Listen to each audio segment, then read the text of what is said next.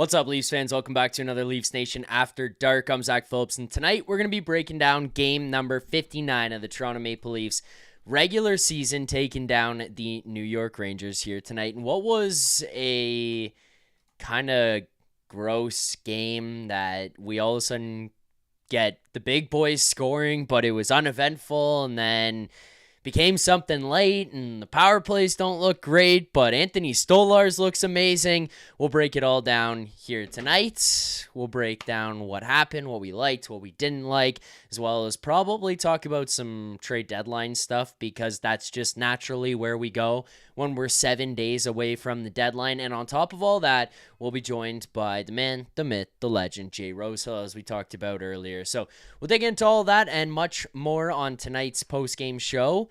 Tonight's postgame, as always, is a presentation of Bet365, proud partner of the Leafs Nation pregame and the Leafs Nation After Dark. Open an account with Bet365 today and bet on a huge range of markets. Use code NATION, N-A-T-I-O-N. That's code NATION, N-A-T-I-O-N, all caps. All caps when you sign up. Whatever the moment, it's never ordinary at Bet365. So, we'll dig into all that kind of stuff. I'm interested to see where Rosie's at. And I mean, I'll just be real transparent with you guys as we go into this one here. These games, especially like a week out of the trade deadline here, I personally, and I understand if people feel differently, but I personally feel like they can be difficult to get really fired up with one way or the other. And it's not to say that I don't care about the games. It's just, you're at a point here now where you're watching a team that takes back first in the Atlantic, and that's exciting. It's fun to have, but there's just this element in the back of my head that always knows by next Friday, 4 p.m., 4:15, whatever time the last trades start to trickle in, once we get there are guys on this team right now who will not be here. And conversely, there are guys who are not on this team right now who will be here. So, kind of the whole buildup of everything is, what are the systems, the coach, how are things being run, how are goaltending and defense and offense translating into each other? Is everybody able to kind of get along? Is there chemistry? All that kind of stuff. That's how you start to build up from preseason to here now when I'm coming on the postgame show and talking about everything. It's all really important, especially being able to identify holes in your lineup, or maybe areas that you have, an abundance of something, maybe something that you've got a little bit of extra that you could trade off and maybe use as a piece to get returns, that kind of stuff. Once you get to this week, we know everything there is to know about this current roster. We've watched them now for 50 games. So I just kind of wanted to give that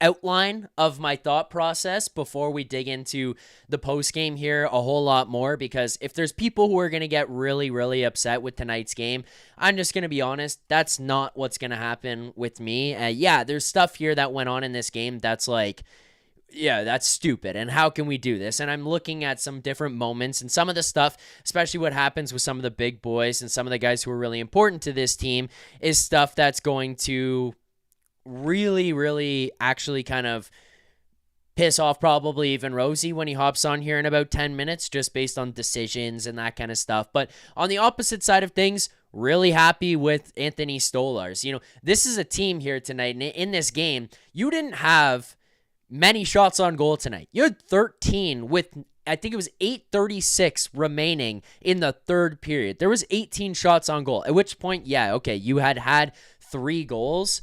So you beat Shesterkin a few times, a couple good plays that led to that, a couple chances that were capitalized on, whether it was you forcing turnovers or making the Rangers make mistakes, however you want to view it. But there was a couple of those, and then there was some real stinker moments. Matthew Nye's bad turnover near the end of the third period, just inside his own blue line, making a no-look backhand pass to Austin Matthews, who's not prepared for that puck. That kind of stuff got to be eliminated. The Nick Robertson turnover at the blue line on the power play, that's the kind of stuff you can't have going forward. Those things, yes, we can look at big picture and say, let's not have this become a theme. Let's not allow this to carry over past next Friday. But until then, I don't know. My emotion level, I kind of go like flatline basically until Friday. This is a good win to get out of here, just from the perspective of you've now won 4 in a row coming out of this break, and a couple of big ones at that. Carolina on Saturday night when they had a late push back. Chicago there where you stunk for the first period and basically completely turned that thing around from the second on. Very similar situation, I guess, against the Bruins on Tuesday. Big rivalry game against the Bruins. You're trying to eliminate them from playoff contention. It's on the road. It's in Boston. It's on this road trip. You know, you've got this game here tonight. This is your 4th game on the road trip. You know you're going to be playing the Penguins on Sunday to continue this thing on. It's nice to just walk away with wins because we could be on the other side of things like the Oilers. And I'm seeing the boys on Oilers Nation putting out pictures, you know, we're effed and things are bad and they're all pissed off and there's concerns about goaltending and depth defense and all this stuff that it just feels like right now we're not dealing with to the same extent that we have in years past. And that, to me, right now especially, is really comforting because honestly, I feel like at this point last year, we were looking around going, wow, there's bigger holes in this lineup than we would like or realized or were prepared for. It's just like, how are we going to fix these? And whether it was last year or years prior going into the deadline, I kept looking around going, wow, there's some bigger holes, and let's see how these things get fixed. This time, not as much. There's probably pieces that you could add that you'd consider a luxury. Not so much a necessity, which is a much better feeling. And let's start with this because I see there's a lot of people in the chat right now who are not very happy with someone else in the chat, and that someone else would be Denver Charlebois. And I mean, surprise, surprise that Denver is stirring the pot in the post-game chat here, just getting people all riled up because he's got to have the opposite take of everyone. Like, this is something new that we've never experienced before. But right now, Denver seems to be not sold on Anthony Stolarz or the goaltending. That's an area to me that I'm looking at right now going, every year, or most years, I should say, maybe not every year, but most years we've gone in and I'm having a conversation on the post-game show or talking to other people and being like, wow, should we go out and add Dave Riddick? Do we need to trade for Marc-Andre Fleury, like that trade that was supposedly on the table a couple of years ago with Matthew Nyes that would have gone to Chicago? Like, these are conversations, real conversations that have been had, and not just Fantasyland stuff that's got thrown out there, but serious, legit conversations. If this game tonight, on top of the body of work that has already been put together by Anthony Stolarz, is not an indication enough that your goaltending is, okay, you don't want to say elite? That's fine. We don't have to throw out elite and go down that path and start talking about how these guys are world beaters and that stuff. They're very good goaltenders who are more than capable of holding you in a game. The New York Rangers here tonight in this one walk away with 35 shots on goal. Anthony Stolarz has a .943 save percentage, and much like the conversation we had with Nick following the game against the Bruins, it's not just about how many saves were made. It's the timeliness of the saves, the importance of the saves, the size of the saves that took place. Like, those were massive, in massive moments there, that this guy is coming up clutch. And I know there was some post hit, but if you watch back some of those, there's screens in front that Stolarz gets a blocker on that if he doesn't, it's going in and not even getting deflected off of him and off of the post. There are plays that he's making where he's stretching out and getting backdoor stops, or he's taking away things where a guy's walking in all alone down the side and he's in front of the situation, in front, forcing a pass across where something can't be clean. Like, there are different ways that he's impacting games on a nightly basis right now that need to be appreciated, because if it's not for him here tonight in about, that early third period to mid third period stretch, this thing could have been Rangers lead. You've blown it here. They take over. They're in control. They're in their own barn. If it's not for the game against the Bruins, where in the first period you were garbage, that thing could have been 4-5-0 for the Bruins early in the first period. Then Stolarz stands on his head and basically says, not happening, and gives you a chance. The goaltending here right now is, let's just take injuries aside, and knock on wood here that we can remain healthy throughout the rest of the season and into playoffs. But even if one guy goes down, we've at least got the confidence here as Leafs fans that the other guy has you. The other guy is able to step up, which is a very different feeling than where we've been at in years past. I mean, even looking at last year, Wall was dealing with injuries. Samsonov was dealing with a lot of other stuff that was kind of having him at points be waived and going down and kicked out off the team effectively. That's not where we're at right now. And, Brian Burke was on the sheet earlier today talking about the goaltending, and he brought it up even just briefly. Like, this is the best goaltending that they've had since Tree Living's been here, which is only 2 years, I guess. But then on top of that, probably in like the last 5 to 8 years of Matthews and them being here. And I kind of say that because you could probably throw in Freddie Anderson, and when he was at the top of his game and he was healthy, he was a very good goaltender here in Toronto. But again, that goes to the conversation that Nick has with Hutz all the time, and Hutz probably, if he hears this, is going to want to reach through the screen and choke me out because I'm going to throw a dagger at goalies. But feels like a lot of goaltenders these days just find ways to not play and not go in the net. Freddie Anderson was one of those guys here in Toronto where it was like, oh, where's Freddie? He's got to sit out here tonight. He's got to disappear. Or then if he is playing, he's letting in a weak one. I don't feel like that right now.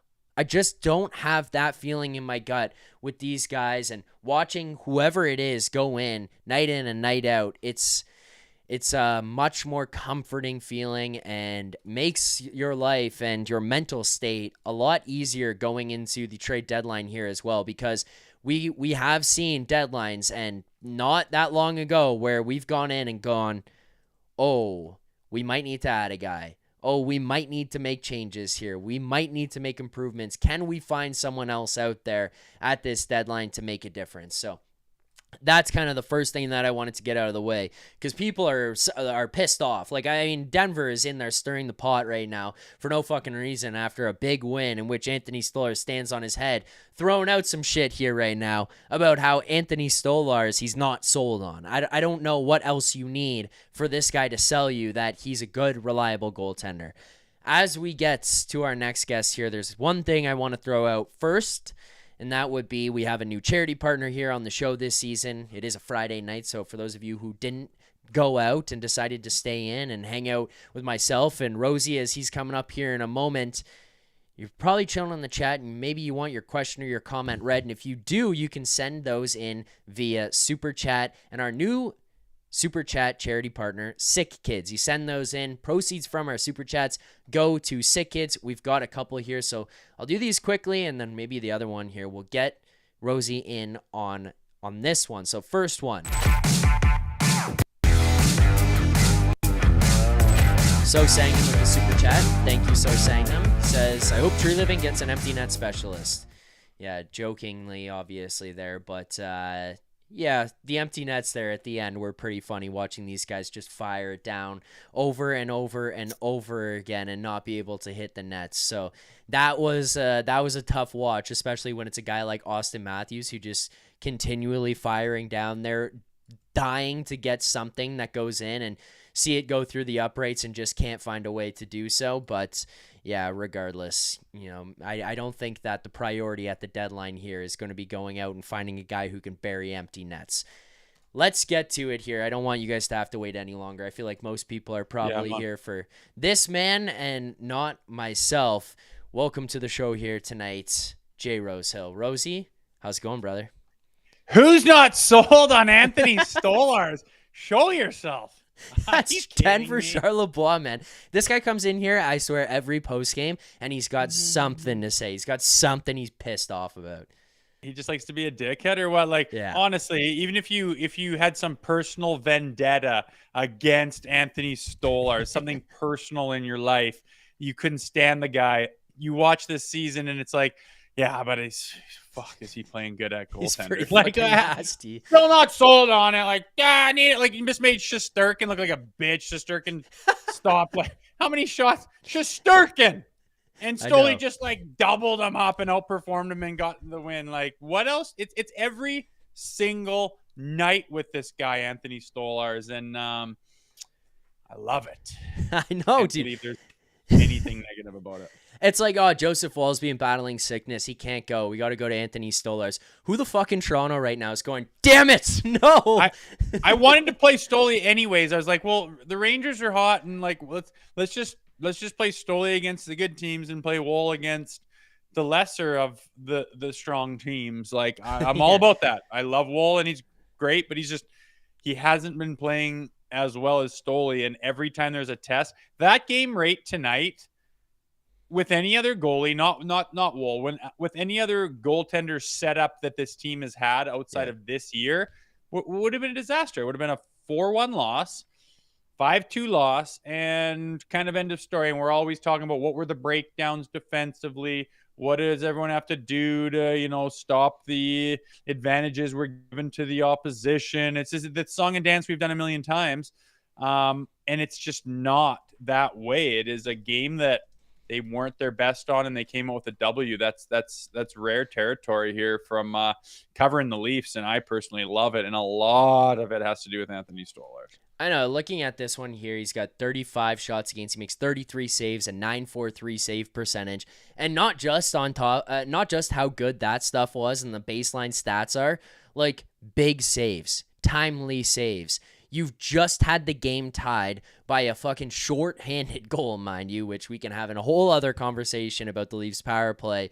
Yet again, like Rosie, how many times do we need to do that? But it's the timely saves. You've just tied the game. It's the third period. That building seemed dead quiet. There's no energy, momentum going for anybody. And then it's Rangers' chance again. They come down there on a 3-on-2. Stolarz, easy save, no problem, clean things up. Oh, rebound pops out. It's all good. Anthony Stolarz has got it. Like, the guy is calm, reliable. It feels like he's providing energy to the rest of the team. I don't know. You could speak to it better than I could about just having a guy back there that you trust and provides that type of energy, what it does to the bench.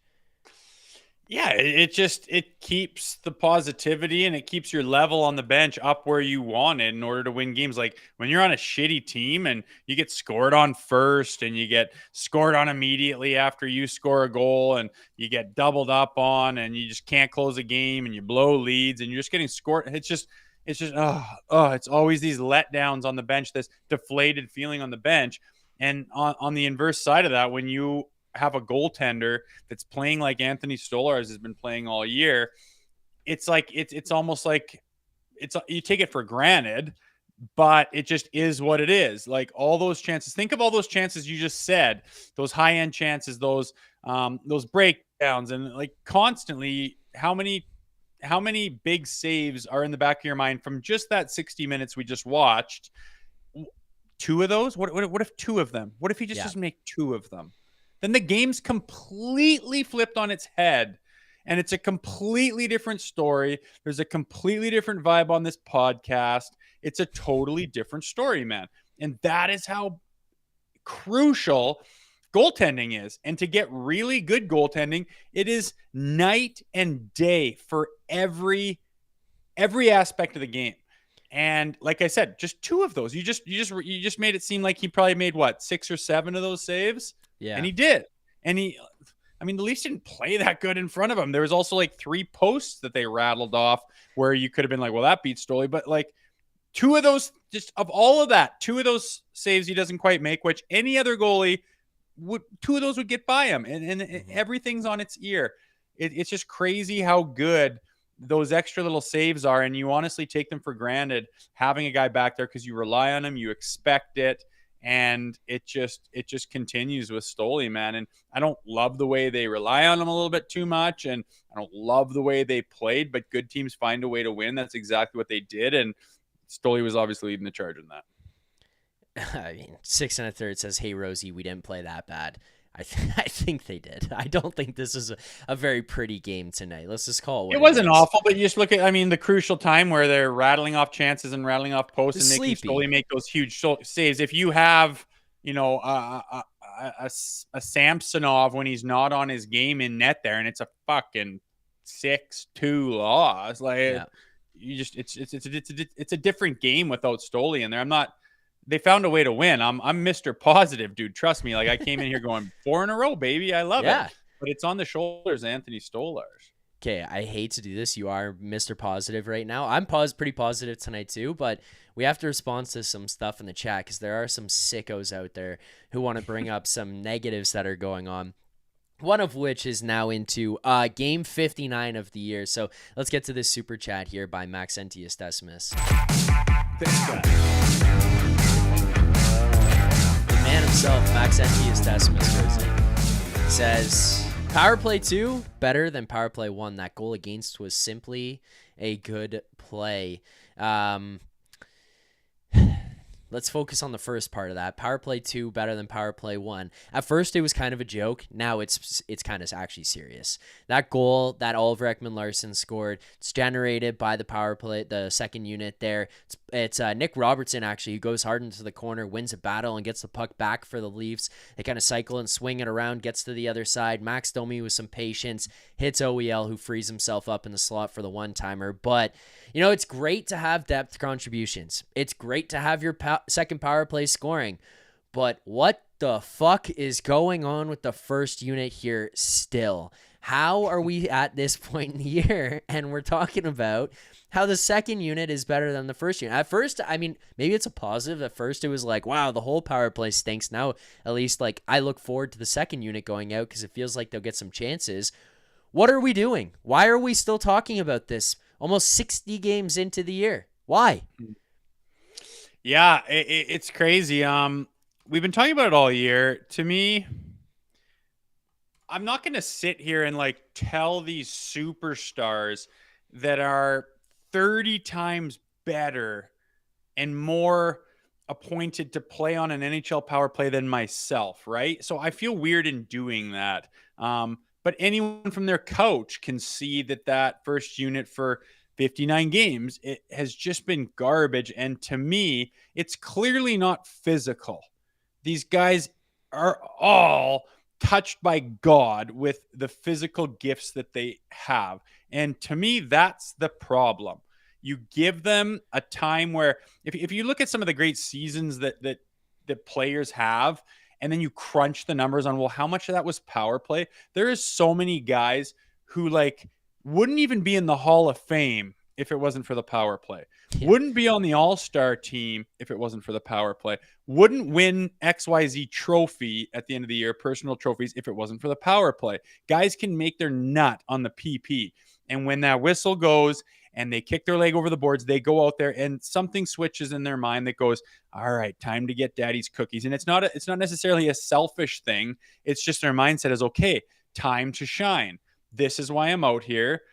This is what I do. It's time for me to showcase my skill, to use all the space around me, to take lots of time and patience to make that sick play. And for 59 games, it is blown up in those guys' face. It's a mental block. They're not approaching it the proper way. Where when it's game one of the playoffs and it's your first shift, everyone's like, get it deep, chase it, crash, outman the puck, take away time and space, fucking work. And that just always gives you reward.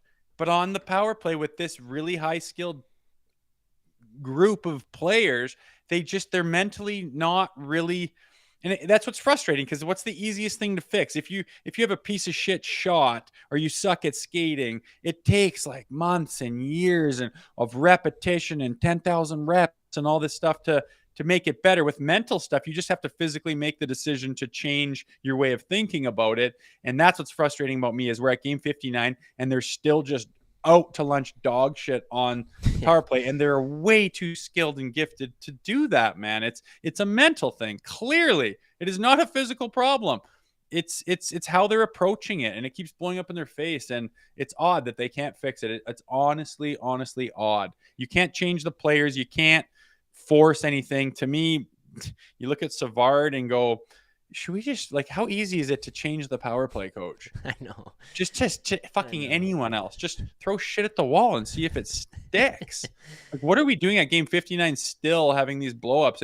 It's pretty bad that second unit is outshining these guys, because how good would this team be with just a smoking power play? I know. That's what I'm like looking. We're first in the Atlantic right now. You get back there with the win today, and you think about how many times you've played tight games this season. How many times have you just squeaked one out or just won by like the skin of your teeth at the end of a game or something? And it's like, if you could capitalize on some of these power plays, it might be a very, very different feeling here for this team. Rosie, I got a couple more things for you. I don't want to keep you very long here tonight, but I mean, Mister's 69 or 58. What is that? 69.93. Is this the same channel with Nick Alberga? Yes, it is. Welcome. There you go. There you go. Welcome.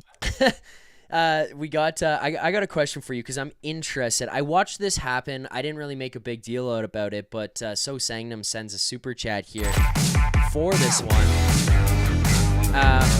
Rempe jabbed at Stolar's pads and snowed him on a different occasion.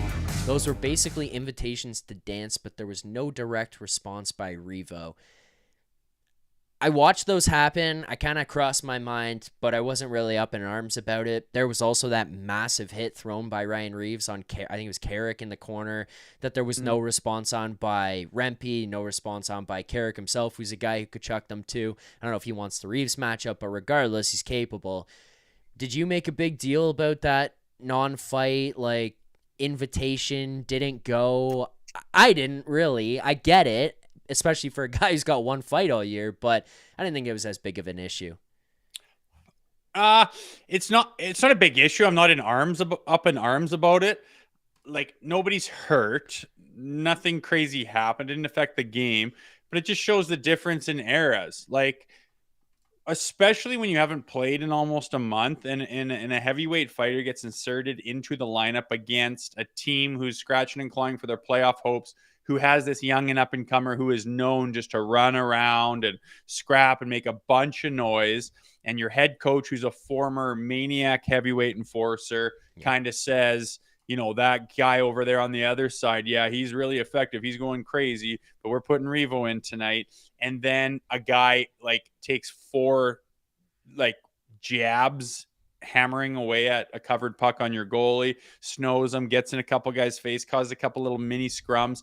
I mean, back in the day, like pre-2015, everyone's gloves are spring loaded. Like, everyone's on a hair trigger. You fucking seriously just even touched our goalie's glove while he was freezing it? Like, we're fighting. We're fighting.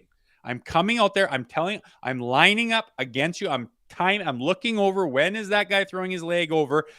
I've done as much as, like, everybody. You grab a guy, sit down. I don't give a shit if you're on the first line, second line. I'm literally stepping over. I'm getting in this guy's lane and I'm shedding my shit, and we're fighting. Like, you don't touch anyone. You don't do anything. You don't forecheck. You don't hit a guy. You don't cause a scrum. You don't do a face wash, or we're going after it. And we're just so far removed from that. And I'm not glorifying that. I'm not saying that's how it should be. I'm not saying we go back to that. I'm just stating the fact that's how it used to be. Now, clearly, it's not really that same way. You'd think Revo would be, chomping at the bit for one, but he doesn't really have to anymore. Like, he's not trying to prove himself. What does he have to gain from fighting tonight?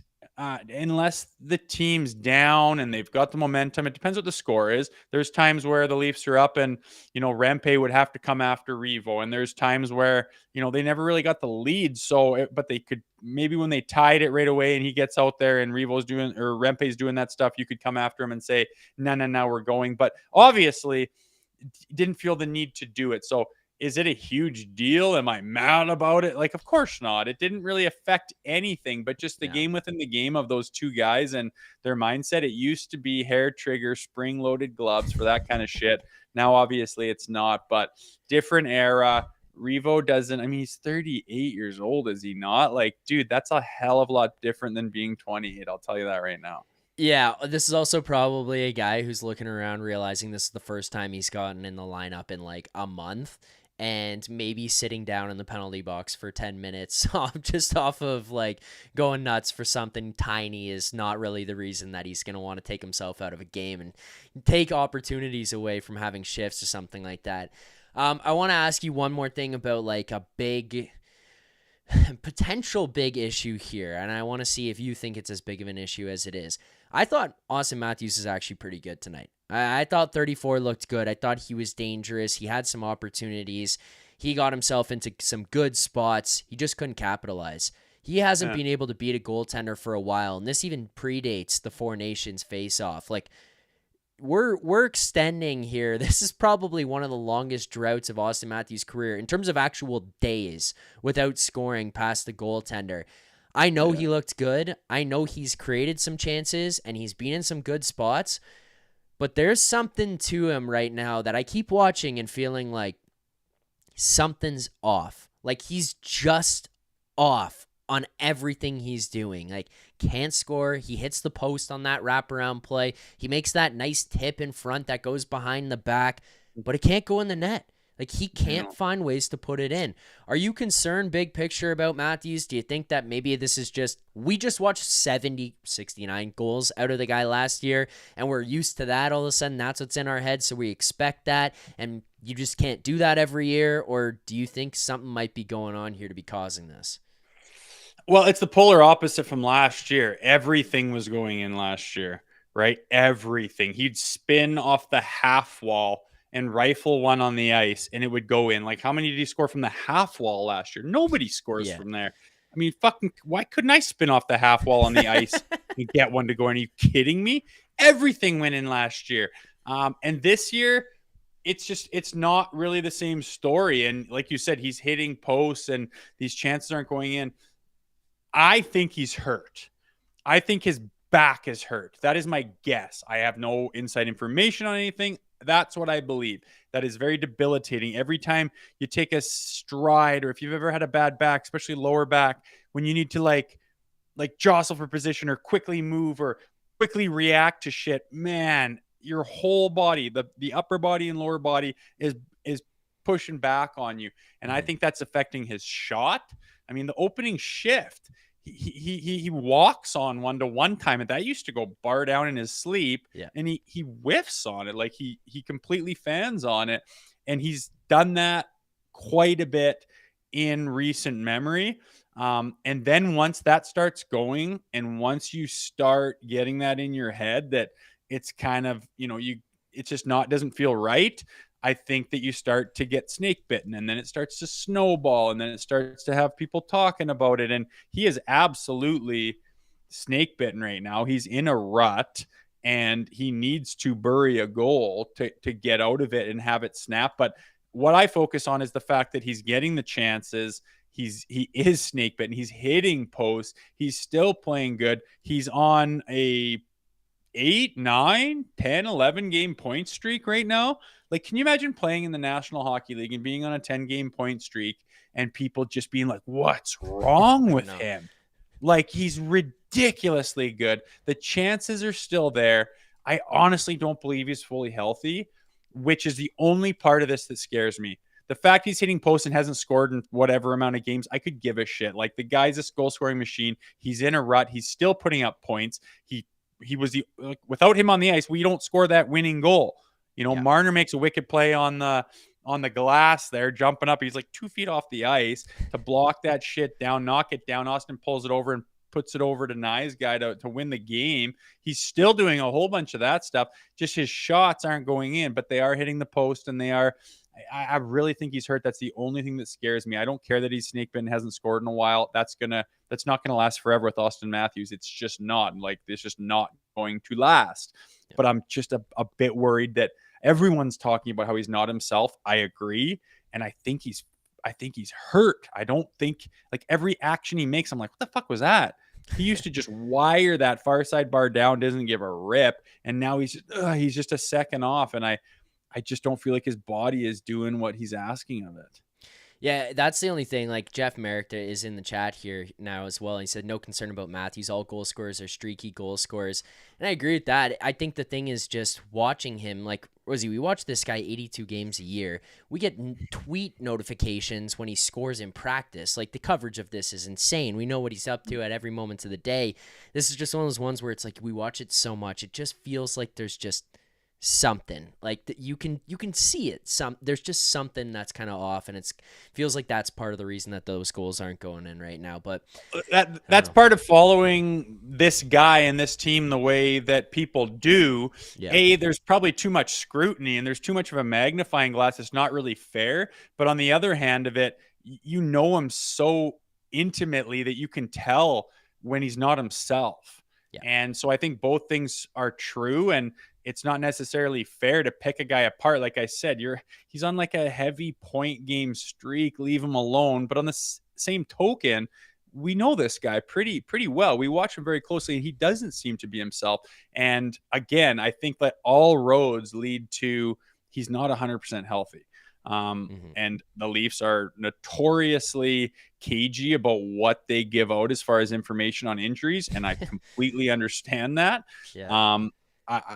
I just, the eye test and the numbers themselves would show that he is not firing on all cylinders. And it's crazy that he's that good because he's still effective. He's still getting the chances, still putting up the points, still making a difference. He's just not burying at a rate that we're kind of used to. And I don't expect him to score 69 goals every year, but something is off, and it's starting to accumulate where it's becoming kind of noticeable. And that's fair to say, I believe. Yeah, Merrick agrees with you in the chat there as well. Thanks, Jeffrey. You're going to like this one here, Rosie. Billy T says, Reaves was awesome. My J. Rosehill pound of the game hit was Reaves on Carrick behind the Rangers net second period. Ref's face was classic. I didn't see the ref's face. It was a perfect clean hit, and nothing you could say about it. That's the first time I've ever got my own segment, so thanks, buddy. I appreciate that. I'm gonna keep Reaves was effective, man. I noticed him out there a fair bit. He's not going to move and shake the world and be this massive difference maker, but he chases those guys down and gets those bangs and crashes and hits, and would hold a guy. Like, if he wasn't in the lineup tonight, like he hasn't been in since like January 4th, I think Rempe would be acting like more of an idiot. He'd be making bigger runs at guys. He'd make a bigger spectacle about all of those little crease interactions and all those little mini scrums and whatnot. I promise you that as soon as that's happening, he's thinking, how much is going to happen here until I have to answer the bell? I promise you that. Where if Reaves is not in the lineup, he's going, there is no bell to answer. Anyone want to even touch me? Anyone want to have anything to say about this? I'm going to try to get the boys going. I'm going to try to spark it. I'm going to try to let everyone know that you don't have anything on us. You have no answer to us. You're going to look down at your toes when I get near your goaltender and try to give that little mental shift. He didn't push it to that level. He just didn't. And I believe he would if Reaves wasn't in the lineup. Reaves didn't come and ask him. I get it. We spoke about that, but things probably would have been different if Reaves wasn't there, and I noticed him a lot out there. It was nice to see him, be effective and do his job. The J. Rosehill pound of the game. Pound of flesh. I like that. When was the last time you did smelling salts, Rosie?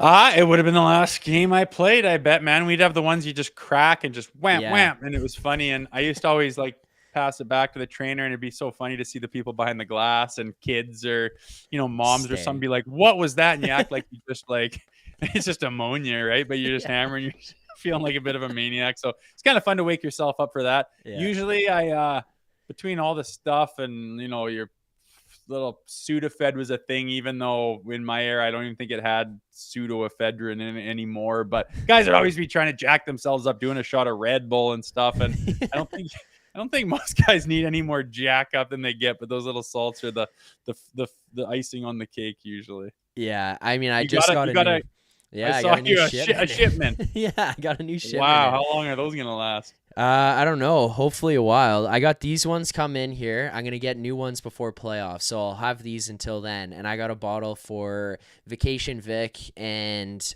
Mr. Alberga. I would get you some, but I mean, I don't know how I'm gonna get them out there to you. You can get yourself a bottle as well.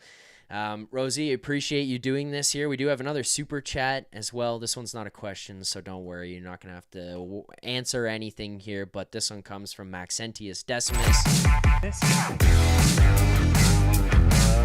Maxentius is firing away in the chat here right now. And for those who don't remember, we got to meet Maxentius at the Greta event for the Four Nations, the Saturday night game, Canada-US. Maxentius was there. KPG was there. We'll talk about it in a little bit. But Vic, myself, and Nick signed Maxentius' shirt, Rosie. Maxentius says, Rosie is the one signature I need on that shirt, and I'll get it. Well, it's an easy way to do that, and that's Nation Vacation, baby. That's right. Rosie, thank you for coming on here. I appreciate it, as always. Thanks for bringing the energy, and thanks for providing me with a new segment, the Rosehill Pound of the Night. Pound of flesh. I got my own little spin on this thing. Thanks for having me, boys. All right, thanks, Rosie. Appreciate it. There you go. Jay Rosehill hopping on here to help break this one down. We appreciate that. As always, you can catch Rosie right here on this channel, Monday to Friday, 11 a.m. Eastern Time. Maxentius, you heard him, and those of you in the chat, I hope you heard him as well. If you're looking to get a Jay Rosehill signature, or you're looking to hang out with Jay Rosehill, the easiest way to do so would be in Nashville, March 20th to 23rd. You can head on down there with the Leafs Nation crew on the Nation Vacation. Head on over to nationgear.ca. Check it out now. We've got flight packages, non-flight packages, however you want to. Just make sure you get yourself down there to Nashville from March 20th to 23rd. We're going to have live podcasts. We'll be going to a Leafs game, Leafs-Preds game. Who knows? Maybe at that point in time, Luke Schenn will be playing for the Toronto Maple Leafs. Maybe he'll be doing so alongside his brother, but there's only one way to find out other than watching the trade deadline show on Daily Faceoff on Friday, March 7th from 11 to 4. It would be on the Nation Vacation down in Nashville. Don't miss out on your chance to be a part of the trip of a lifetime.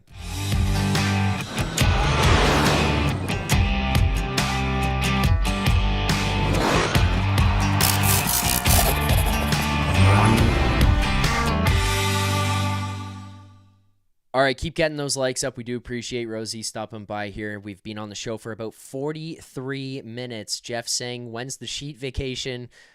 Well, that's a good question. We got to talk to our bosses about that and figure that one out. It's a sheethead meetup would be pretty good. And again, that's a good time to remind people, if you haven't already subscribed to this channel, you should be subscribed to this here, Leafs Nation 401, but also the Daily Faceoff YouTube channel. Whether it's Morning Cup of Hockey with Colby Cohen and Johnny Lazarus, who I'll be sending some mean-spirited text to later because the Leafs beat the Rangers, or producer Vic, who produces that, Colby Cohen on that show there as well. Some amazing guests that those guys have, or if it's the sheet at 3 p.m. Eastern Time, Monday to Friday with Jeff Merrick and myself. Yeah, traveling to Aurora. That'll be the sheet vacation. We'll go see an OJHL Aurora Tigers game for the sheet vacation. But go subscribe to the Daily Faceoff YouTube channel. I see a bunch of people. Outlandish Takes guy is in the chat here from the sheet chat there as well. So thank you guys for the support. Keep hitting that like button when we do get to 50 likes here from the stream. For those of you guys who don't know, every 50 likes, 50, 100, 150, we do the smelling salts following the games here. So keep hitting those. Joshua Disatel says Aurora, Ontario, Canada. Yes, that is it. All right, I've got a couple more things that I want to dig into here on the show before we kind of get to some of the segments and wrap this one up. I already obviously gave away, Tigers for Swellington. There you go. I already obviously gave my thoughts on everything, or opening thoughts, some surface level thoughts about tonight's game and how I was approaching this and my feelings on that. One thing that I am concerned about as we approach this deadline is injuries and how this may affect the deadline here, obviously. Oliver Ekman-Larsson leaves the game in the third period, doesn't return. I've yet to hear anything or see anything about that injury and the severity of it. Again, with this Leafs team, as Rosie said about how they've got like this veil of secrecy over the entire Leafs organization, there's always going to be concern and questioning going on about what's happening with different players. Like Anthony Stolarz was day-to-day, and then he missed 10 weeks. Chris Tanev here goes out. Immediately, people are speculating what it could have been. I have no idea how long that injury is going to be, even though they said day-to-day. It's like most normal organizations, you'd probably be like, yeah, day-to-day. Maybe he comes back. Then he's gone. Max Pacioretty already. We heard from Craig Berube that they thought he might play tonight. And then earlier today, he's put on IR. Like there's just confusing things that happen all the time with this group. So watching these injuries happen or these moments like that happen is always concerning. And you wonder how it may affect things at the deadline. Oliver Ekman-Larsson going down here tonight. Unfortunately, I wish I had an update for everybody. I don't at this current moment in time. I've scrolled through Masters' Twitter, Luke Fox's Twitter, David Alters. I haven't been able to see any notes here on OEL or any updates. So when those come in, if you guys have them, if you want to send them in the chat or notify me or whatever, I'm more than happy to talk about it. Although that is a concern here, obviously, as the week goes on, because it can really change how you might want to approach a deadline or really change your thought process about some things. If you're looking around going, oh shit, where's our best right-handed defenseman? Because he's gone, he's injured. Other things that I wanted to bring up there, obviously we talked with Rosie about the Reaves stuff. Matthews, thought that was all great. Dug into some of the power play, which I really don't want to do anymore. Obviously we will continue to do that because it is an issue, but it's like, every time a game finishes and I open up, here's the box score from tonight, which, you don't want to do just box score stuff and you want to come on and try to dig a little deeper into the game. I'm like, I have to talk about this fucking power play again. Again. And I feel like Greg Patrick or in Miracle, like just again. I'm like, really, Herb, really? And the Leafs are the ones telling me again, because the power play can't figure their shit out. It's just frustrating to watch because they have all the talent in the world, and at times it just feels lackadaisical and peripheral. Like they just spend so much time on the outside. That's where the frustration comes for me. Even you get on the board here, 1 for 4 tonight. It's the second unit who scores. They've been the ones who have felt the most dangerous. I don't know. I'm at a point with the power play where I just am like, I barely want. I want to shut it off and pretend it doesn't exist and don't want to talk about it. The goaltending for this Leafs team, unbelievable. They deserve all the credit in the world. Jake McCabe talked about here in the postgame tonight. I did see some comments from him that came out where he's just praising those guys. You look at a game like tonight, if it's not for Anthony Stolar stepping up and making some of the saves he did, not even just the amount of saves that he did, this probably would have been very, very different. We would have been having a different conversation on the post-game show just about the nature of the game and what the result was. But as Rosie said, this is one of those times where you can bounce from one guy to the next and your confidence level in the game and what you're going to get between the pipes is relatively the same every single night, which is very comforting and very different than where we've been at before. We do have some more super chats here, so I want to make sure to get to these. Let's start with this one. We did talk about it a little bit, but regardless, the super chat is there and we didn't answer it earlier, so let's do it. Super chat from Maxentius Decimus. Maxentius. Will Matthews score again? All right. I know we just had the conversation with Rosie about it. And I'm very much on the same page as Rosie and Jeff there as well for the most part. And actually not for the most part. And actually, what I was going to say is, for the most part, my answer to this question is going to piggyback off of what Jeff said. Yes, something is wrong. Like, I think we all know that. We watch this guy so much. You watch every single game. We watch footage of him in practice at morning skates.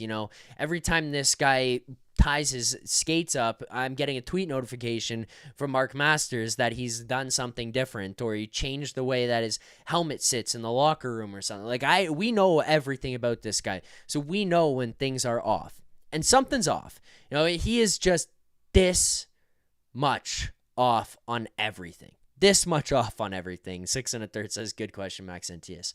And it's like you're fighting through it right now. I don't know if this improves really, like the injury thing here before the playoffs. This might just be something that we have to deal with as fans, what he has to deal with, what the organization has to deal with into the playoffs. Like we're at game 59. What are we going to do here now? What is he going to sit out until the playoff? I mean, Seen some other teams do some similar things. Maybe it's not the worst idea, but he looked pretty good. He just there. It's just missing. But to Jeff's point, and where I will go with the answer to this one, I just looked at it, right? Game 59, you means you've got 23 games left in this year to close this one out and get to the end of the regular season. Austin Matthews is currently sitting at 21 goals right now. He's going to have to go on a heater if he wants to get himself to even 40 on this season. Now, he did miss some considerable time there between the injury from the Sabres game and then before that when he actually found himself over in Germany just out of nowhere during the season. I kind of feel like we're going to see a point here from Matthews where he starts to build up. He's going to get one, and then it's going to turn into like 4, 5, 6, and he's just going to tear it up for a little while. I feel like that's just coming from Matthews where he breaks through the wall, gets over this little hump where he can't find a way to score, and then it's free sailing from there. Who knows how long that continues? Who knows if he's able to build that into the playoffs and use it then, but it does feel like that breaking point is coming where he can snap over it. 6 1/3 says 40. I'm worried about 30. I'm not. I think he gets there. He's 9 away from 30. Like I think he's going to get there. What else do we got here in the chat? Those are all the super chats we've got in here so far. We're a couple likes away from 50. We do got a couple more things to get to. Obviously, here's some housekeeping stuff before we wrap up tonight's show. 52 minutes here into this one already. I appreciate Rosie for stopping by for about 25 minutes. If those of you who were showing up here now were wondering where Jay Rosehill was, he came and he went. He was on the show earlier. We did the Jay Rosehill Pound of Flesh segment, courtesy of Billy T there as well. But let's get into a few more things here tonight on the show. So first of all, let's go to our play of the game. And our play of the game segment is presented by Greta. Greta Bar YYZ. A great spot before, during, and after a game. Check out the great street food menu and games in the arcade, weekly drink specials. Greta is the place to be, 590 King Street West, Greta Bar. Let the games begin. You guys know I found myself there for the Canada-US game on the Saturday night, and then I've made my way back there for the Thursday night Four Nations Face-Off Finals as well. It was an awesome spot to watch the game, awesome staff that they have there, very quick, efficient. It's a clean place. It's fun. There's arcade games everywhere, and not like rinky-dink arcade games, like the fun arcade games that you want to play. Greta Bar is an amazing spot. Let's get, though, to our play of the game here tonight, presented by Greta. Play of the game for me.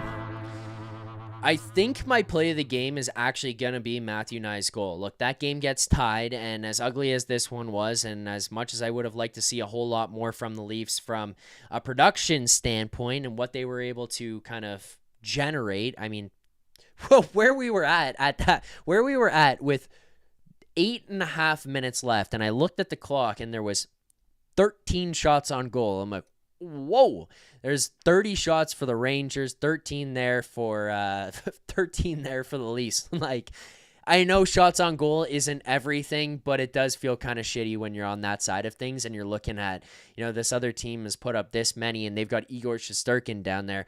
But regardless, you found ways to beat them, and that goal to get you to the 3-2 spot, to get you ahead in that game after they had tied it up, after they had kind of given like a momentum killing or life killing goal on their when they were shorthanded, the Rangers, that is, to tie this thing.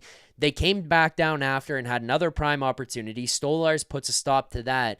And then not too long after, it's Mitch Marner who gets in hard on the forecheck, gets up against the glass, stops that thing, knocks it down from the Shesterkin attempted shot, clear, wraparound, whatever you want to call it, off the glass. Matthews picks it up at the side of the net. Matthew Knies is coming in with speed. He's coming in down hard. He's going to the right area. He's ready to receive that pass, and then Austin Matthews hits him, and he finishes that thing backdoor. So, that's going to be mine. It's the timeliness. It's the response. I actually thought the first line looked pretty good here tonight. Even talking about that Nylander goal that gets scored, it's William Nylander following a good first shift by the first line. They came out and they set the precedent there into that second period where Nylander was able to score. They come out, they're ready to play. They had intensity. They were hard on the forecheck. Like, all of them. Mitch, Austin, Nyes. They were all involved in that. And then you look down, and all of a sudden, William Nylander's out on a breakaway. You've tired out Rangers players. You bring the pressure. You start to build the momentum. You start to carry the play. Next thing you know, it's in the back of the net, and you've got the lead. Like, great play by William Nylander to get free, to finish that on the second chance effort. And it's also started by a first shift, by the first line to get the momentum and the ball rolling in that second period. That is the play of the game for me. I'm looking through here what we've got in the chat for everybody and their play of the game. Stoley, Billy T says, Stoley made a soccer style save off his mask that made me say, no goal. Max Entius Decimus, nice goal, turning point. What else do we got here in the chat for play of the game? 6 1/3, Marner stopping the puck on the boards. People seem to be in line with that nice Marner Matthews play there to get the game winner. So I think that's probably a fair one. Now, we did talk about Greta here, and we talked about the Nation Vacation earlier, and if you want to win yourself a chance to head on out to the Nation Vacation with the team, one of the easiest ways to do so would be at none other than Flight Night. Flight Night, let's take flight with your TLN crew, presented by Sick Kids. Make sure to get yourself there. Join us for Flight Night on March 8th, or presented by Fountain Tire, sorry. Join us for Flight Night on March 8th at Greta Bar YYZ as we watch Toronto take on Colorado and get your shot at an unforgettable Nation Vacation to Nashville. One lucky winner and their guests will travel with the TLN crew and fellow Nation Vacationers to Nashville, Tennessee from March 20th to 23rd, where Toronto will take on Nashville. The grand prize includes round-trip airfare from Toronto to Nashville, Tennessee with Air Canada, bus transportation to and from the airport, 3-night stay at the 4.5-star Waymore's Guest House and Casual Club. Friday, March 21st, the exclusive bar event at Love and Exile Wine Bar featuring a live podcast recording and special surprise guests. Hopefully Luke Shen, as we've said on that one a few times before, but we'll see if he's still in Nashville at that point, to be fair. Group tickets to watch Toronto take on Nashville at Bridgestone Arena. You must have a valid passport that is not expiring within 6 months of travel, must be 21 plus to enter. See full rules on nationgear.ca. How to win: by purchasing a ticket, you're automatically able to play Guess the Bravery Beads guessing game for the chance to win a trip for two to Nashville. I was like, what am I reading? I thought I read the same part again. That's unprofessional of me. Price is Right rules: no going over guesses. Tiebreaker: if multiple people have the same guess, the TLN crew will challenge you to some hockey trivia to secure your win. Any extra guesses are $20 each. General admission for the event, $10. VIP admission, $40, which includes a Greta burger, a beverage, and a game card. Greta Bar is an unbelievable spot to be. Make sure to head on over there. Greta Bar YYZ, 590 King Street West, all in support of the Sick Kids Foundation. You guys fire off the super chats here to me. Talk about those. We get in the super chats. You answer the questions. Whew.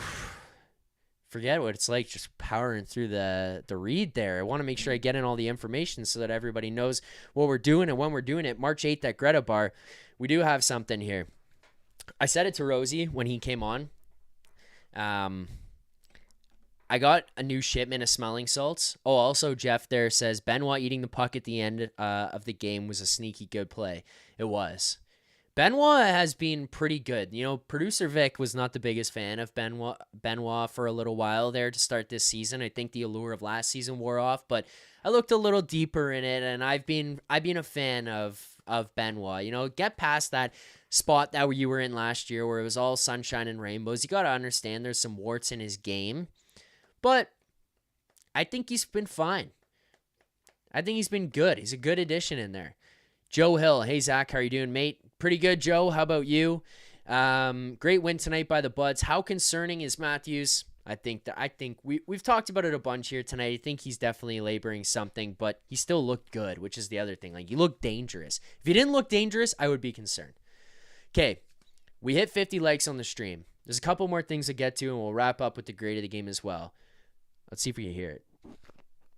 It didn't do it. Anyways, these are brand new smelling salts. I got a new shipment in.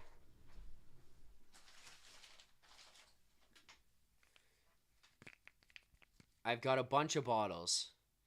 And this one here as well, brand new.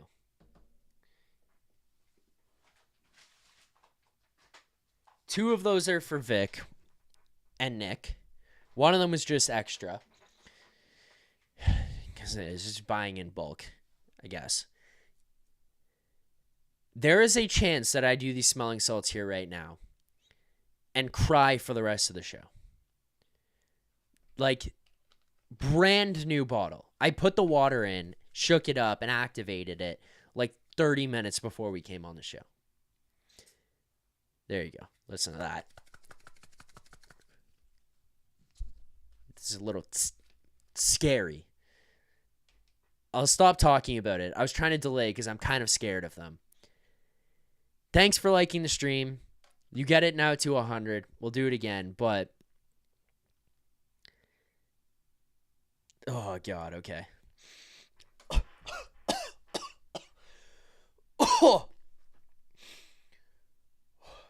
I forgot what the new ones are like.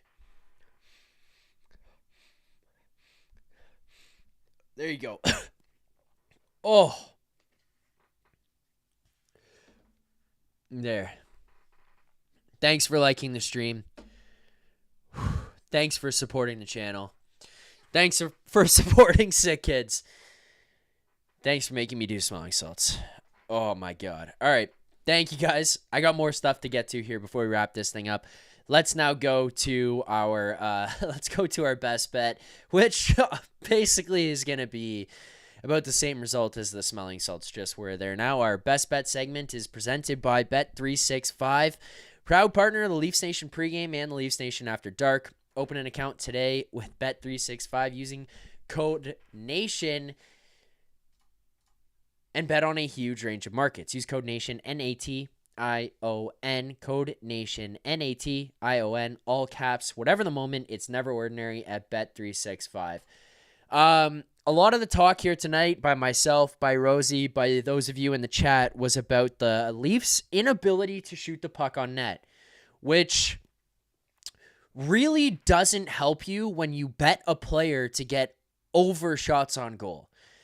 Bobby McMann gets elevated to the top 6. He's being relied upon here. All of a sudden, he takes over Pontus Holmberg's spot throughout the course of this game. I thought even not him being on the third line was going to be fine, and then I get the good news that, okay, he gets a chance up with Nylander and Tavares. I'm like, things are going well here for me. I'm coming out on top. We're going to get these McMann shots. We're going to win this bet here tonight. I thought we had a good bet. I thought we had a good number. Yeah, Bobby McMann finished tonight.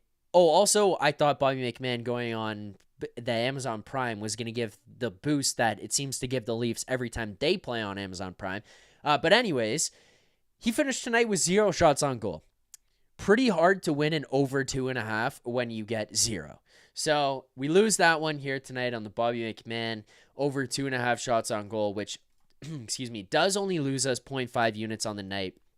It brings us to up 5.25 units on the season. So if you're following along and betting the same unit sizes, risking the same amounts as we are on every single pregame show, you'd still be profiting $525 on the season here so far. You got to be, my brain is scrambled eggs right now. You got to make sure you turn on notifications right here on the Leafs Nation 401 YouTube channel. Morning show every single day, Monday to Friday, 11 a.m. Pre-game shows, though, as well. We give out best bets, talk about the lines, the goaltending, all that kind of stuff. Today's best bet, unfortunately, lost, but we still are up on the season. So that is a positive because there was a point in time where things were looking hairy and I was getting real concerned and real worried for those of you who were following because we were in a downhill trajectory. But it's all right. We're still holding on to the positive here right now. Yeah, 6 1/3 says Zack likes shots on goal bet. Yeah, I mean, maybe it's time to dig somewhere else. It is what it is. Quickly here, too, to throw out, and Jeff brought it up in the chat, and I wanted to touch on that because it's a good point, and it's something that I think you can at least take some comfort away from this game.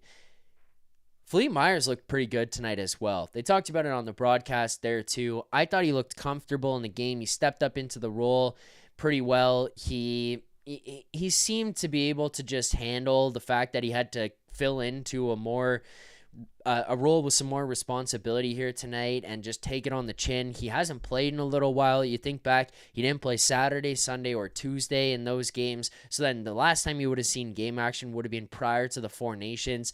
You look at those guys, Benoit, Timmins, and Philippe Myers, they're fighting for bottom spots on this team. You're likely going to go out and acquire some type of depth defenseman, which automatically pushes one of those guys down/out because you're probably moving OEL. We're all assuming they're going to get some type of defenseman for Morgan Riley. So you push somebody down. Now you've got OEL down to the bottom pair. Who's it between with Benoit, Myers, Yanni Hakanpää if he's around, and Connor Timmins? They got to show up every night. And I thought that Philippe Myers looked pretty good here, so give him kudos for stepping into this game after being out of game action for a while and playing pretty well. Joe Hill says, Zach, I love your hat, mate. Where did you get it from? This was a Christmas gift. If you just search up the name of it, Huega House, I think that's how you say, you probably find those. There's like a website, but yeah, it was a Christmas gift. All right. What do we got to get through? What else do we got to do here tonight? I think the final thing that we've got to do on the show is just our grade of the game. So I guess if we're all ready for that, we can get to our grade of the game and wrap this show up here tonight. It has been a fun one. Appreciate Jay Rosehill for stopping by the show. Thank you to all of you guys who have hit the like button, subscribed. Thank you to Jeff. I think you called Jeff my boss. I don't know if I want him to hear that, but I think we called Jeff my boss. But thanks to Jeff for showing up. Let's get to our final segment of the show here tonight before we close out here. And we come back Sunday, by the way. 1 o'clock game against the Penguins on a Sunday. So we'll have like a late afternoon or early afternoon, I guess, post-game show for that Penguins-Leafs game on Sunday. But let's get to our grade of the game. I want to see where you guys are at. I've seen a couple of these sent in here right now. AK says win equals always A. There's some people at B's. There's some C pluses from Debo in there. Where is everyone else at on this one? What grades do we have from everyone else? I want to know where you guys are. I have mine in mind, but I want to see if I'm way off from where you're at because I see 6 1/3 at a B as well. I'm much more in line with like probably a B minus. This is just purely on vibes on this one. I think maybe I get even closer to the C plus with, I think actually I might even be talked into the C plus with Debo, and I don't know. I'm back and forth on this one. You found a way to win. Found a way to beat Shesterkin. You go 1 for 4 on the power play. You did give up a shorthanded goal, which was no bueno.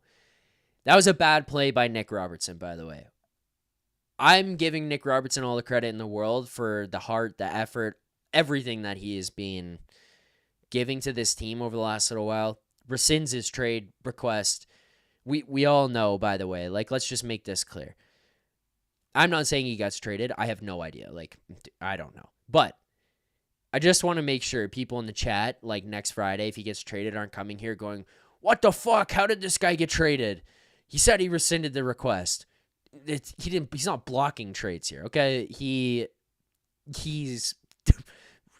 pulled back his I want to get traded request. So he's not saying he wants to anymore. If he gets traded, he gets traded. That play by him was the one time over like the last month I've watched Nick Robertson and gone, fuck, what are you doing? He's really eliminated those kinds of moments from his game, which has been a real positive to this Leafs team. It's helped them out a lot. But that play on the power play, you skate into 2 guys there effectively and allow yourself to get covered, get pinched off there up high on the wall. You try to turn back and go to your backhand and make a backhand saucer pass to Ekman Larson at the line that gets picked off, and then they're gone 2-on-1 the other way, which allows them to tie the game in the third period.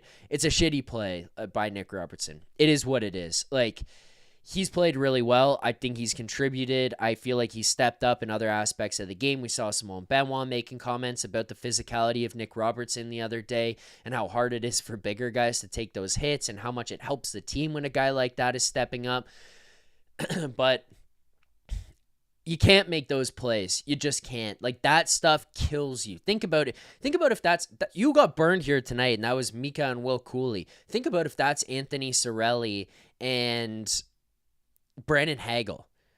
Like, Brandon Hagel is, I think his record right now, he's got 9 goals against and 8 goals for when he's on the ice on the penalty kill. He's 9 goals against and 8 goals for when he's on the ice on the penalty kill. Imagine you go into a series, first round, second round, whatever it is. You match up against the Lightning at some point here, and that is the play that you're making at the blue line against those guys when it's already hard to score. Hard to score at 5-on-5.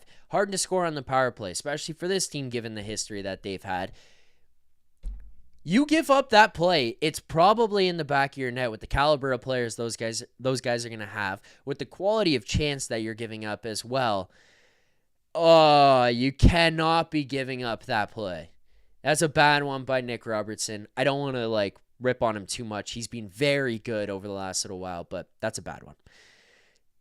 Yeah, C+ is my final grade. I'm going to stick with it. It feels right saying it. Being in the B territory after this one doesn't feel too comfortable with me.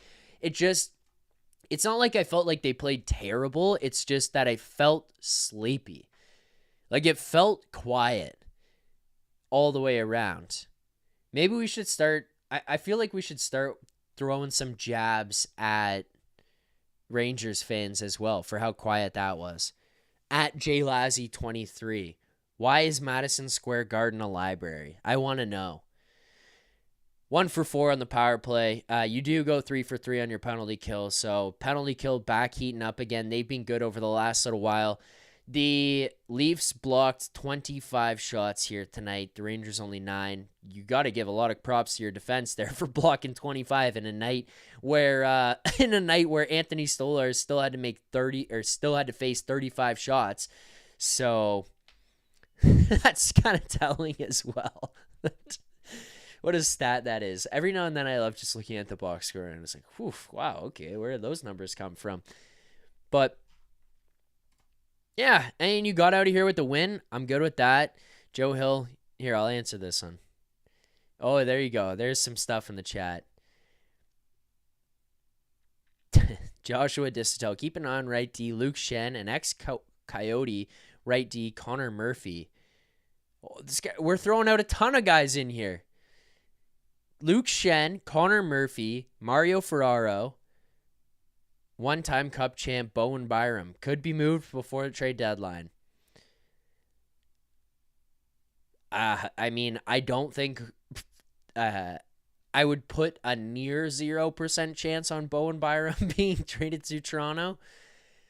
Mario Ferraro, I don't think that's the fit that they're looking for. Am I wrong about Mario Ferraro? Hold on.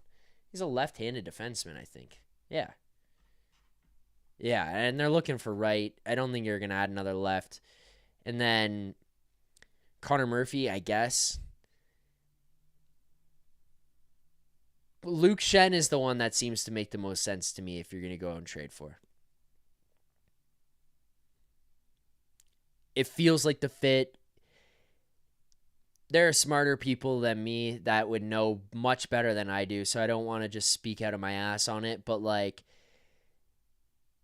there seems to be so much talk about it, and maybe it's just because I watch Rosie and Nick every day, but there seems to be so much talk about the idea that Luke Shen would be the fit in Toronto, and obviously there's other teams out there that are going to be inquiring and that he would fit with as well, but it's just almost gets to the point where it's inevitable where I don't think for sure it happens, but it feels like Luke Shen would be the guy of those 4 that were brought up. What else do we got in the chat as you finish this thing? MSG was real quiet. Debo says, Joe Hill, just curious, Zach, you think the Leafs are pretenders or contenders?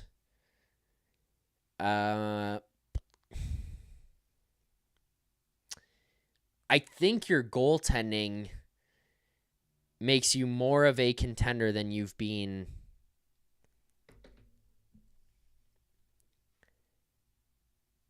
I don't know. I'm trying to. I feel like there's a complex answer to this one that I'm scared to dig into on the show because we're in good vibes. The honest answer, which some people are not going to like, and Joe, I know that you and I have had our back and forth before about this. I mean, I'm just going to say it. You guys are egging me on in the chat. 6 1/3 says say it. Zack Dizk says say it. I'm not worried about the skill that's on this team. I'm worried about if these guys are the right group of people that work together. That's the thing that concerns me at the end of the day. I think the moves that Tree Living has made have really, really helped you be much more of a team that's much more structured for the playoffs. The defense has made some drastic changes. They've built themselves into a bigger group, a heavier group, a more physical group. You have a legit first pair there in Jake McCabe and Chris Tanev that are just an unbelievable shutdown group. Your goaltending is the best that it's been. Yeah, you need to add to your bottom six. You need to add the depth there. This is where I'm going to go. This is the thing that I didn't want to say, okay? There comes a point where the other things matter, but at some moment, walking down that path towards the Stanley Cup, they don't. And that sounds stupid, and I get why it sounds stupid, but hear me out. You need the big boys to show up. In the playoffs, the big boys need to be your best players. We can complain about bottom six not scoring as much as we want, and it does need to fit. It does need to be changed. It does need to improve. It does need to have more contributions. I'm not going to disagree with that. But the big boys need to show up, and there's a part of me that wonders if they will. JT has showed up in some big moments. I trust William Nylander. He seems like a big game guy. Can Austin Matthews and Mitch Marner change the narratives around them in this playoffs? And if they can, you're really a contender. You're really a contender. The goaltending is something to me that is like night and day from what we've seen in years past. Mario Ferraro, I used to play against growing up. Funny thing about Mario Ferraro, basically from like, what would I be in, like 9 years old, it was like known that Mario Ferraro was basically going to the show. There's a lot of kids who don't pan out. Mario Ferraro panned out. The guy is disgusting. Good for him. Okay, I think that's a wrap on the show tonight. We're going to have plenty of opportunity to talk about some deadline stuff over the next little while as well, leading up to next Friday. We have Sunday show. So there's a Leafs game Sunday against Pittsburgh at 1. There's a game Monday night. So we'll be on for those. Let me actually just ring off the schedule here for everybody so that we can all be on the same page of when I will be back, because even I forget at times.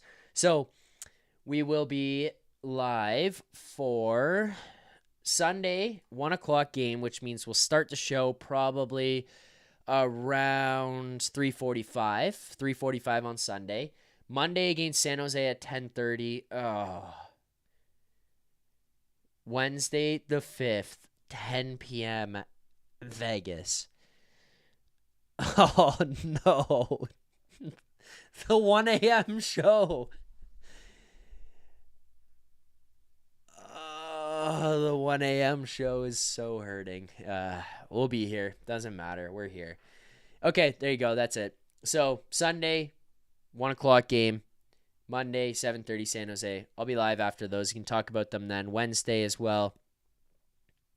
And then we got trade deadline coverage. The boys, Nick and Rosie, covering every day. And on top of that, March 7th, you guys need to make sure that you set your notifications, mark your calendar, set your alarms, whatever it is that you've got to do, because March 7th on the Daily Faceoff channel, where you can find me Monday to Friday. If you're not getting enough of me here for whatever reason, Monday to Friday, 3 p.m. Eastern, you can also get me there. Mark your calendars, because you do not want to miss the most exciting day of the NHL season. The Daily Faceoff trade deadline special is coming your way from 11 a.m. to 4 p.m. Eastern time. The DFO Live team is going to be live breaking down every single move as it happens. Jeff's going to have... I don't know what Jeff's involvement is in this one, but I can't imagine he'd be a happy camper if all the trades happen before Friday, and then we just have to go through Friday's show just sitting around being like, oh, there's some AHL players that got traded for each other. Like, just Friday's show, just everyone blew their loads early and got it out of the way, and then nothing's happening. Instant reaction, expert analysis, and all the behind-the-scenes drama, the biggest trades and news around the league. Plus, there will be special guests lined up throughout the show to give you exclusive insights from some of the biggest names in the game. From blockbuster deals to surprise moves, they'll be covering it all. So what are you waiting for? Tune into Daily Faceoff's YouTube channel and follow Daily Faceoff on socials on March 7th. Let's break down the biggest deadline day in hockey. Trust us, you do not want to miss it. Jeff there says Zach's going to be sleepy for the sheet. We figure it out. That's why I got the smelling salts here, Jeff. But thank you guys here. Make sure to tune in, subscribe to the channel. Hit that like button on your way out. DizK, Zach's Realism is why I watch the show. So tired of the glazing and sugarcoating. Thank you. Marquise, love your show. Great stuff, Zach. Thank you. Appreciate you guys all for the support. Hit that like button on your way out. Thank you so much to everyone. Thanks, Jeff, for stopping by the chat. Thank you, Rosie, for hopping on the show here earlier today. Rosie was all fired up and in a good mood there as well. Oh, one final thing. We do have one more super chat. One more super chat. This is what I got to finish the show and go do. One more super chat here. Maxentius Decimus, the legend, the super chat legend there. That's a different person as well. Go pick up Jeff's dry cleaning. He demands it. That's what I have to go do now. That's how we got to wrap the show up, and we can't continue this thing until midnight. Thank you so much, everyone, for watching here. We appreciate it. Appreciate the support. Make sure to go over to the sheet as well on the Daily Faceoff YouTube channel, 3 p.m. Eastern time, Monday to Friday. Live, Monday to Friday. Berkey was on today. Talked about some Leaf stuff. Rosie was on earlier this week. Talked about some Leaf stuff. This is right up your guys' alley. Make sure to hit that like button. Subscribe here. Subscribe to the sheets. Subscribe to Daily Faceoff. This has been game number 59 of the Toronto Maple Leafs regular season, winning this one here 3-2 against the New York Rangers. Thank you all for watching. We'll see you on Sunday, early, late afternoon, however you want to put it. Until then, keep believing. For more content just like this, including game previews, post-game live shows, Leafs Morning Take, Monday through Friday with Nick Alberga and Jay Rosehill with special guests, as well as instant reaction videos. Make sure to be subscribed here to the Leafs Nation YouTube channel. Turn on notifications so you don't miss anything, and drop a like.